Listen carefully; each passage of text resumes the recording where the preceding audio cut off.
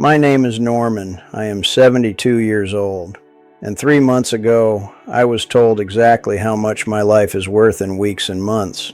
Stage 3 colon cancer. It's a strange thing. Standing at the edge of a cliff you spent 70 years trying to ignore. You think you have all the time in the world until a woman in a white coat, someone who doesn't even know your middle name, looks at a piece of paper and tells you the party is almost over. I'm not here to tell you a story about a heroic fight. I'm not here to give you platitudes about beating the odds. I'm here because I'm running out of time and I need to tell you the truth about the lie you are currently living. I need to tell you why this diagnosis was the best thing that ever happened to me, because it finally gave me permission to stop being the man everyone else wanted me to be. I spent 38 years as an accountant. 38 years of my one and only life sitting under flickering fluorescent lights that hummed like a giant mechanical insect. I was good at it. I was the reliable one.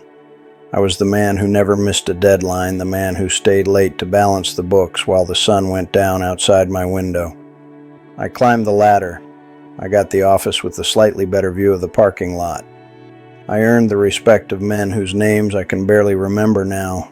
And every single morning for nearly 4 decades, a little part of my soul died the moment I put on that stiff-collared shirt and tied that silk noose around my neck. I grew up in a house where passion was a word used for people who didn't want to pay their bills. My father was a man of cold, hard facts. In 1977, when I was 23, I told him I wanted to be a woodworker.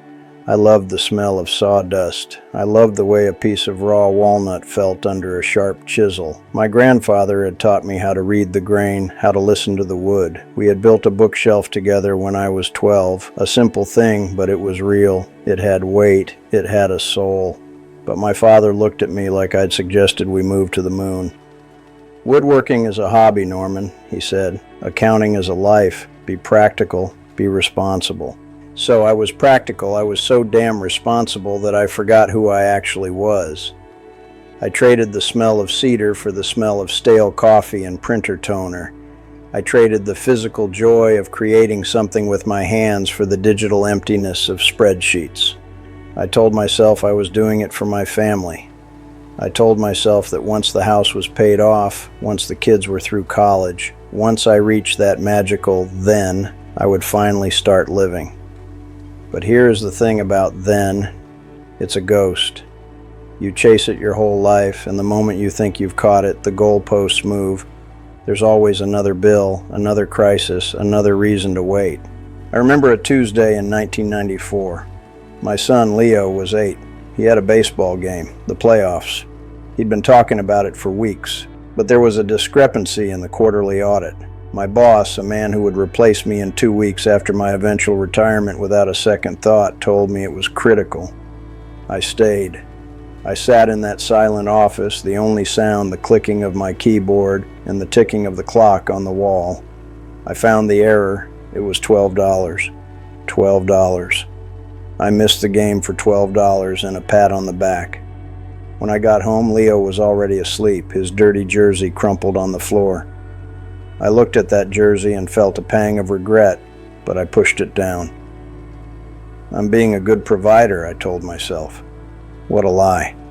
I wasn't providing for them, I was protecting my own ego.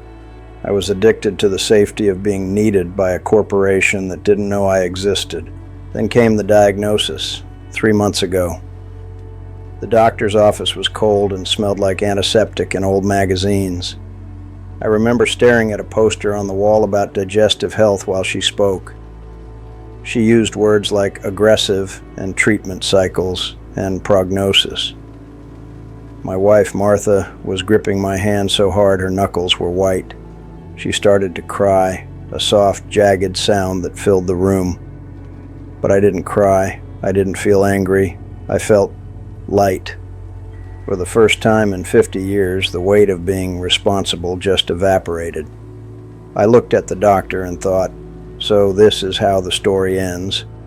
And in that moment, I realized that the safety I had sacrificed my dreams for hadn't protected me from anything. It hadn't saved me from the cancer. It had only succeeded in making sure that I hadn't lived before the cancer arrived. 2 weeks after the news, my oncologist laid out the plan: chemotherapy, surgery, a brutal schedule designed to prolong my life. Martha wanted me to go into a shell. She wanted me to conserve my energy, to sit in the recliner and watch the news and wait for the drugs to work. But I looked at that recliner and I saw a coffin. I realized that if I spent my remaining time just trying to survive, I would be committing the same sin I'd committed for the last 40 years. I would be waiting to live. So I made a decision. It was the most irresponsible thing I've ever done, and it was the only right choice I've ever made. I went down to the garage. For 20 years it had been a graveyard for stuff. Broken lawnmowers, boxes of old tax returns, holiday decorations we never used. I spent 3 days clearing it out. I threw away the spreadsheets, I shredded the old files, I sold the junk, and then I went out and I spent a terrifying amount of our savings on the best woodworking tools money can buy. A table saw that purrs like a cat, chisels so sharp they can shave the hair off your arm, a workbench made of solid maple. Martha thought I'd lost my mind. "Norman, you're sick," she said, standing in the doorway of the garage while I uncrated a lathe. "You need to rest. You're supposed to be fighting this." I looked at her, and for the first time in a long time, I really saw her. I saw the fear in her eyes, but I also saw the years of routine that had settled over us like dust. "Martha," I said, "I've been resting for 50 years. I've been sleeping through my own life. I'm not going to spend my last months waiting to die. I'm going to spend them making something real. The chemo is hard. I won't lie to you. It leaves a metallic taste in your mouth like you've been sucking on pennies. It makes your bones ache. It makes you so tired that sometimes the walk from the bed to the bathroom feels like climbing Everest. But on the days when I can stand, even if it's only for an hour, I go to my shop. The smell of sawdust is better than any medicine. When I'm shaping a piece of cherry wood, I don't feel like a cancer patient. I don't feel like an ex-accountant. I feel like a man. I feel the grain. I feel the resistance of the wood. I see something beautiful emerging from the rough timber, and I realize that this is what it means to be alive. Last week I finished a jewelry box for my granddaughter Sophie. It's walnut with maple inlays. It's not perfect. My hands shake more than they used to, and if you look closely you can see where the chisel slipped once or twice. But I made it. Every joint is hand cut. Every surface is sanded until it feels like silk. I sat Sophie down and gave it to her, and the look in her eyes was worth more than every Businessman of the Year award I ever won. My son Leo was there too. He's 47 now, an insurance agent. He works 60 hours a week. He has that same gray look I used to have. He watched me in the shop, and he said, "Dad, I didn't know you could do this. I wish you taught me when I was a kid." That sentence broke my heart, because he was right. I could have taught him. I could have been there, but I was too busy being practical. I was too busy preparing for a future that I thought would last forever. I traded his childhood for a retirement account that I'm now using to buy tools because I'm too sick to enjoy the money any other way. Don't be like me. Don't wait for a biopsy report to give you permission to follow the thing that makes your heart beat faster. I see you out there. I see you grinding. I see you skipping dinners to finish reports. I see you telling your spouse, "Not tonight, I'm tired." I see you putting your dreams in a box and burying them under the floorboards of your life, telling yourself you'll dig them up when you're stable. Let me tell you something from the edge of the cliff. You are never stable. Life is a thin tightrope over a very deep canyon. You think the ground under your feet is solid? It's not. It's shifting sand. The only thing you truly own is this moment, this breath, this hour. We are all terminal. Every single person watching this is dying. Some of us just have a louder clock ticking in our ears. But the tragedy isn't that we die. The tragedy is that most of us never actually live. We exist. We pay our taxes. We follow the rules. We keep our desks clean. And then we expire, leaving behind a nice house and a collection of stuff that our kids will sell at a yard sale for 25 cents on the dollar. Is that what you want your legacy to be? A well-balanced checkbook? My decision wasn't about the cancer. It was about the life I had left. I decided that the quality of my days mattered more than the quantity. I would rather have 6 months of feeling the vibration of a lathe in my hands and the scent of oak in my lungs than 5 years of sitting on a sofa feeling sorry for myself. I stopped arguing about politics. I stopped checking the stock market. I stopped caring about what the neighbors thought of my lawn. Instead, I started having long, slow conversations with Martha. I started calling my sister just to tell her I loved her. I started noticing the way the light hits the trees in the morning. I'm not cured. The doctors are cautiously optimistic, but we all know what that means. I might have 10 years, I might have 10 weeks.